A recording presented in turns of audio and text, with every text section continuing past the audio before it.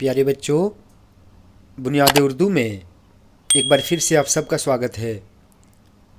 बच्चों, आज हम अफसाना इबरत का खुलासा और सवालात करेंगे। सबसे पहले इबरत का खुलासा देखें। अफसाना इबरत मुंशी प्रेमचंद का लिखा हुआ एक बेहतरीन अफसाना है। इस अफसाने में प्रेमचंद ने एक उस्ताद के पेशे को उजागर किया है। इस अफसाने में 3 बड़े किरदार नज़र आते हैं, जिनमें पहला मरकज़ी किरदार पंडित चंद्रधर उस्ताद, दूसरा ठाकुराती सिंह दारोगा जी, तीसरा मुंशी बीजनाथ क्लर्क का होता है।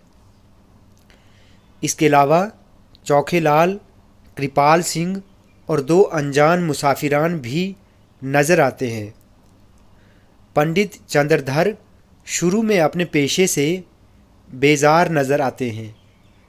बच्चों, बेजार का मतलब है नाखुश, क्योंकि उसके 2 पड़ोसी ठाकुराती सिंह और बीजनाथ रिश्वत लेकर खूब ऐशो अशरत की ज़िंदगी गुजारते हैं। ऐशो अशरत का मतलब है आराम की ज़िंदगी। ठीक है। एक दिन तीनों अयोध्या जाने का प्रोग्राम बनाते हैं।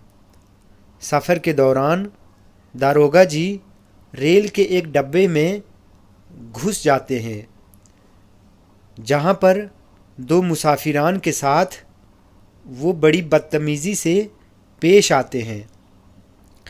जब दारोगा जी उन्हें थोड़ी जगह देने को कहता है, तो उनमें से एक कहता है, ये कोई तेरा थाना नहीं है। तुमने एक रोज़ मुझसे 25 रुपये रिश्वत लिए थे। और दूसरा मुसाफिर कहता है, तुमने मुझे मेले में ज़बरदस्ती मारा था। उधर मुंशी जी रेल में बहुत शराब पीकर बीमार हो जाते हैं और मजबूरन दूसरे स्टेशन पर इलाज के लिए उतरना पड़ता है, लेकिन जल्दी में ट्रंक उतारना भूल जाते हैं। शिफा खाने में यानी दवा खाने में चौखेलाल कंपाउंडर, जो डॉक्टर का काम करता है, बिना फीस के इलाज नहीं करता है, क्योंकि मुंशी जी ने एक बार चौखेलाल से रिश्वत ली थी। मुंशी जी की बीवी को अपने जेवर बेचने पड़ते हैं, तब जाकर चौखेलाल इलाज करता है। शाम तक मुंशी जी तंदुरुस्त हो जाते हैं। अगले दिन ये लोग अयोध्या पहुँचे। यहाँ भीड़ होने की वजह से उन्हें कहीं जगह नहीं मिलती है।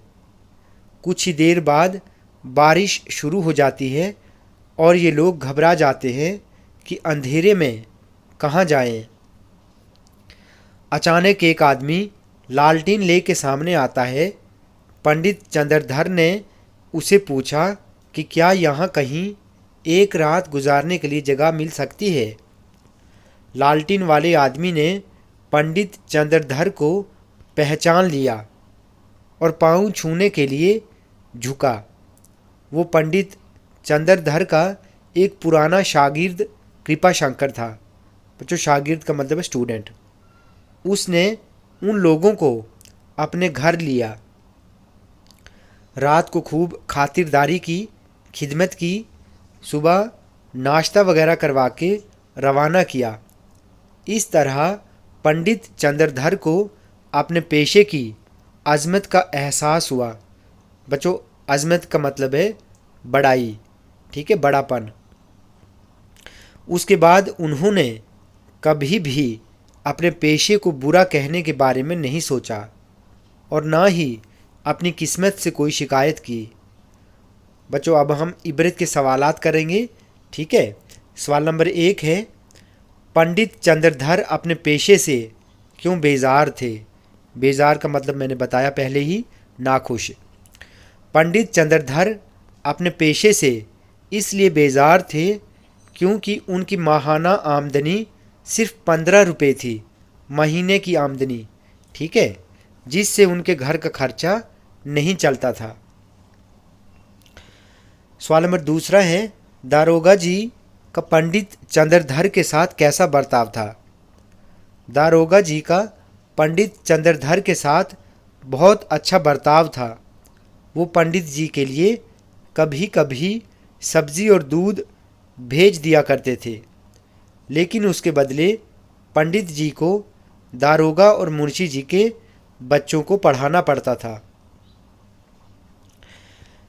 तीसरा सवाल है, कृपाशंकर ने पंडित जी, दारोगा जी और मुंशी जी के साथ कैसा सलूक किया, बर्ताव किया? ठीक है, कृपाशंकर ने पंडित जी, दारोगा जी और मुंशी जी के साथ बहुत अच्छा सलूक किया। अयोध्या पहुंचकर जब इन तीनों को रहने के लिए जगह नहीं मिल रही थी, तो कृपाशंकर ने इन तीनों को अपने घर लेकर खूब खातिरदारी और मेहमान नवाजी की। चौथा सवाल है, पंडित चंद्रधर को अपने पेशे की अजमत का एहसास किस तरह हुआ? रेलगाड़ी में दारोगा जी और शिफाखाने में मुंशी जी के साथ जो वाक़यात पेश आए और अयोध्या में कृपाशंकर ने जो एहतराम व इज़्ज़त और मेहमान नवाजी का सबूत पेश किया, इससे पंडित चंद्रधर को अपने पेशे की अजमत का एहसास हो गया। पांचवा और आखिरी सवाल है, इस अफसाने का नाम इबरत क्यों रखा गया है? इस अफसाने का नाम इबरत इसलिए रखा गया है क्योंकि शुरू में पंडित चंद्रधर अपने पेशे से बहुत बेजार नज़र आते हैं, क्योंकि उनकी तनख्वाह सिर्फ 15 रुपये होती है, जिससे उनके घर का खर्चा नहीं चलता है।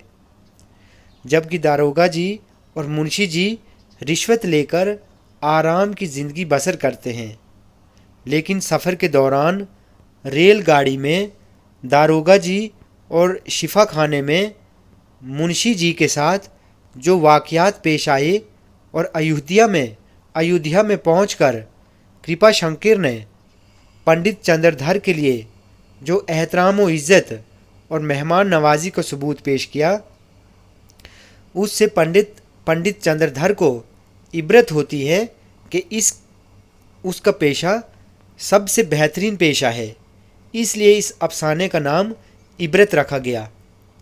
बच्चों, इबरत का मतलब है नसीहत। ठीक है, होपफुली बच्चों वीडियो आपको अच्छी लगी हो। अगर आपको ये वीडियो अच्छी लगी हो तो आप प्लीज़ इस चैनल को सब्सक्राइब करें, लाइक करें और शेयर करें।